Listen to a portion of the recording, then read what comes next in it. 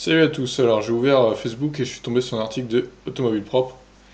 Quelle voiture choisir en 2019? Quelle voiture électrique choisir en 2019? Donc j'ai vu un peu l'article, j'ai parcouru rapidement et j'ai trouvé quelques erreurs. On va essayer de voir ça ensemble.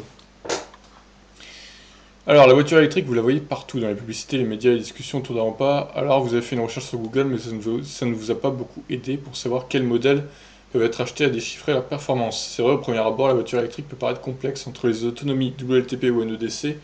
Bon, NEDC, il n'y a plus hein, maintenant, clairement. Les capacités de batterie en kilowattheure, les chargeurs en courant alternatif, courant continu, les standards de prise de recharge, en réalité, c'est plus simple qu'il n'y paraît. Il faut simplement connaître ses besoins et quelques rudiments propres à la voiture électrique. Oui, ça c'est clair. Déchiffrer les caractéristiques techniques.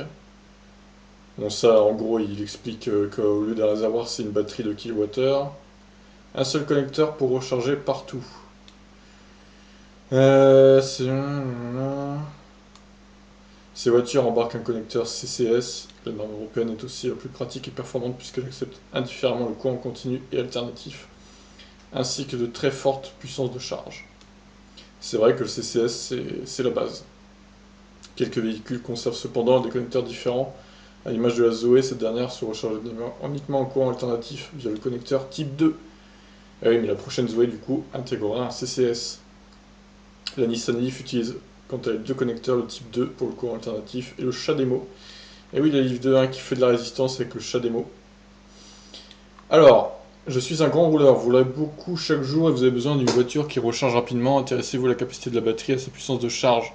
Que ce soit en courant alternatif ou courant continu, plusieurs voitures électriques peuvent convenir à vos besoins comme le Hyundai Kona, le Kia Niro ou le Kia e-Soul. Elles disposent des mêmes caractéristiques qu'un connecteur CCS qui accepte une recharge de 77 kW en courant continu, soit 30 minutes pour un demi-plein. Et 7, alors 30 minutes pour un demi-plein, oui, c'est à peu près ça, oui.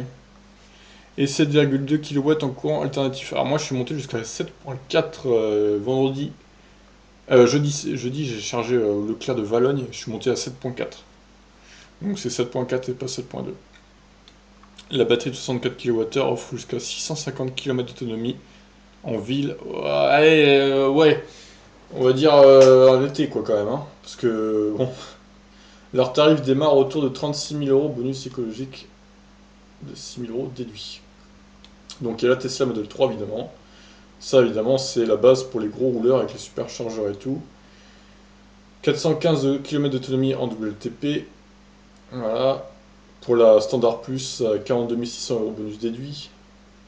Bon, après, elle n'est pas encore dispo. Il va falloir attendre quelques mois si vous la voulez.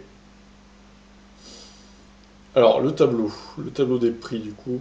Là, c'est déjà que j'ai trouvé la première erreur. Parce que prix bonus déduit, 36 400 euros pour le Kona. C'est pas du tout ça hein, pour la batterie 64 kWh. Hein.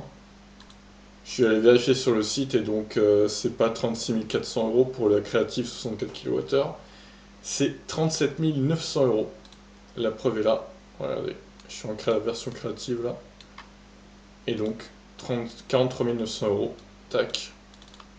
Donc moins 6 000, ça fait 37 900. Donc il y a 1500 euros d'écart déjà. C'est pas bon, donc c'est 37 900 euros pour le Kona minimum avec une version 64 kWh. Donc la modèle 3 du coup, 42 600 euros c'est bon. L'iPace et l'e-tron. Bon, je suppose que c'est bon. On a un pêche l'e-tron qui a la même autonomie de WLTP que le modèle 3 avec, ouais, avec 40 kWh de batterie de plus. Ah la vache. Oh. Ah là là, le manque d'efficience, c'est terrible. L'iPS qui s'en tire à 480 du coup. C'est incroyable, hein, Audi, comment ils ont pu chier dans la colle à ce point, quoi. C'est terrible. Je suis un très grand rouleur. De nombreux taxis et VTC roulent déjà en Tesla et sont pleinement CC. Certains ont déjà parcouru plus de 600 000 km. Ah oui, 300 000 km, la batterie est changée, ouais, ça va. Alors, il parle de l'hybride rechargeable pour les très gros rouleurs. Ouais, ouais, pourquoi pas, après, je suis pas tout à fait d'accord, mais bon. Parce que moi, j'aurais plutôt inversé les deux, finalement. Je suis un très grand rouleur pour Tesla Model 3, Audi e-tron, ouais, et un grand rouleur avec le plug-in au pire. Bon, après, c'est un point de vue, les deux peuvent se défendre, je pense. Alors, la Ioniq Plugin qui démarre à 35 200 euros, ça fait quand même très cher, il faut avouer. Même si elle est moins chère que toutes ses concurrentes finalement. C'est quand même un sacré budget, hein. Autonomie, autonomie E2DC 63 km. Oui, c'est une autonomie qui est quand même réalisable avec la Ioniq Plugin qui est quand même efficiente, il faut avouer. La Outlander qui a quasiment 5 kWh de batterie de plus que la Ioniq qui fait moins bien en autonomie électrique. Et voilà, c'est quand même assez incroyable. Et le Niro, hein, par contre, enfin le Niro hybride plugin du coup, qui a la même batterie qui fait juste 5 km de moins. Il est efficient, hein, ce Niro hybride plugin également. Et je remarque que la Ioniq charge un poil moins vite. Mais bon, après, c'est pas. Je suis un petit rouleur.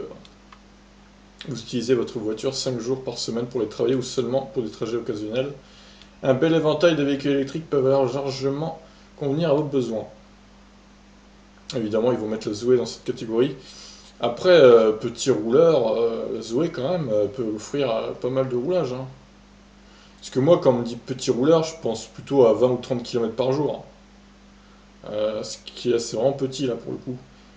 Mais la Zoé elle permet quand même de faire entre 250 et 300 par jour, hein, donc c'est quand même pas mal quoi. Alors mettre la i208 dans les petits rouleurs, ouais, je suis pas trop d'accord non plus, mais bon après, pourquoi pas, pourquoi pas. Alors ouais, donc la i208 aura une batterie de 50 kWh, à peu près 48 utiles je pense, pour 340 km d'autonomie. Là on est quand même plus sur du moyen roulage, hein, pas du petit roulage, hein. Alors par contre ils auraient pu mettre la Leaf i+, quand même dans la catégorie grand rouleur, hein, je suis désolé, parce que là, avec 62 kWh de batterie, pour moi elle fait partie des voitures avec lesquelles on peut rouler loin quand même, il faut avouer. Et la Leaf i+, hein, qui aura toujours le chat démo, quelle arnaque. Il faudrait qu'il se bouge un peu, Nissan quand même. Donc là, il dit qu'il y aura une version de base 62 kW, enfin une version de lancement 62 kWh, elle sera dotée d'une capacité de charge à 150 kW.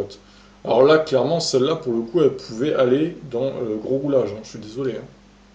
Parce qu'avec une vitesse de charge pareille, clairement. Donc au niveau des prix, on ne sait pas trop encore. La i208, ouais, ça sera autour de 25 à 30 000. La Zoé, je pense que ça sera environ 30 000. Ils sont peut-être un peu pessimistes. Je dirais peut-être un peu moins quand même. 27-28 pour la version de base. La Leafy Plus, oui, bon, donc on connaît le prix, hein, 37 700 euros bonus déduit. Ce qui est quand même très cher. Et là, je me dis que si la Zoé. Putain, mais c'est incroyable. Parce que là, la Zoé, elle aura autant de capacité de batterie que la Leaf i+, en fait. Et elle sera beaucoup moins chère. Mais en fait, c'est vraiment une arnaque de bout en bout, cette Leaf i+. Parce qu'elle a en plus le chargeur AC de 6.6 qui est moins rapide que les Coréens. Et pareil, la charge d'essai du coup qui est 50 au lieu de 77 chez les Coréens. Donc franchement, aucun intérêt à l'IFI plus en fait. Ça va se prendre un bid monumental, hein. Par contre, la Zoé niveau recharge, elle sera quand même très très polyvalente, hein. Et ça, c'est un bon point pour cette voiture. Il n'y a plus qu'à attendre le tarif maintenant. Si c'est autour des 30 000, franchement, elle peut vraiment marcher quoi. Même si évidemment ça reste une petite voiture, et ça c'est un peu son point faible quand même. Alors la Volkswagen ID, WLTP à 500 km pour 62 kWh de batterie, j'ai quand même des doutes. Encore une fois, c'est pas logique, parce que là on a la Leaf i+, avec 62 kWh de batterie qui a 385 km de WLTP, alors que là, la même capacité, la Volkswagen, elle aurait elle aurait 115 km de plus. Encore une fois, non, c'est pas possible. Automobile propre, vous faites erreur là. Moi, je pense que ça sera autour des 450, 440, 450 comme les Coréens en fait. Et la Zoé, si elle a 60, ouais, du coup la Zoé elle sera un peu moins. Si elle est vraiment à 60 kWh de batterie, elle sera autour de 410, 420, je pense. Donc c'est un peu approximatif tout ça, hein, quand même. Donc voilà, la plus polyvalente serait la Zoé pour moi, qui va sortir prochainement dans les prochains mois, on va dire. D'ici la fin de l'année, on en saura plus. La i208 sera bien placée niveau tarif, mais elle sera un poil moins polyvalente.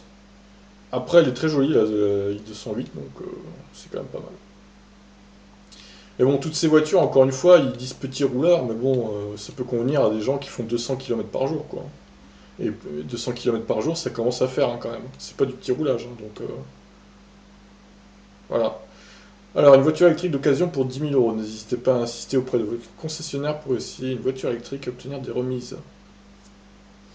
Petit rouleur, pour moi, ce serait plutôt les Ion, C0, les petites Smart aussi, et genre les Mia, là, tous les trucs comme ça, quoi, les petites voitures. Ça, c'est pour le petit roulage, on est d'accord. Mais les voitures comme ça, c'est non, c'est plus que du petit roulage quand même. Comme il est difficile de vous présenter de manière exhaustive l'ensemble des modèles du marché, nous invitons celles et ceux.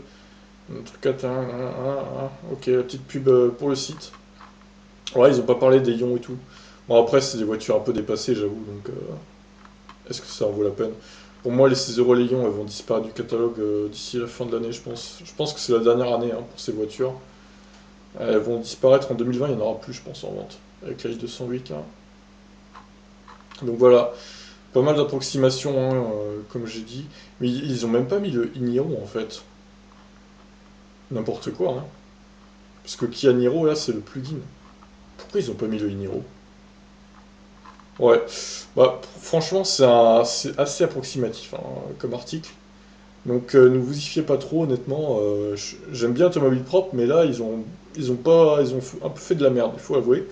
Il manque plein de voitures là, il manque le i-Niro, la i3 pareil, elle apparaît pas, alors qu'elle a quand même plus de 40 kWh de batterie, ce qui pourrait la mettre dans la catégorie petit rouleur entre guillemets. Ils ont pas mis le e-Soul non plus, alors qu'il va sortir. Bref, il manque beaucoup de choses dans cet article. Donc il y a du juste, mais il y a du faux, il manque des choses. Donc voilà. Sur ce, je vous laisse et je vous dis à plus. Ciao.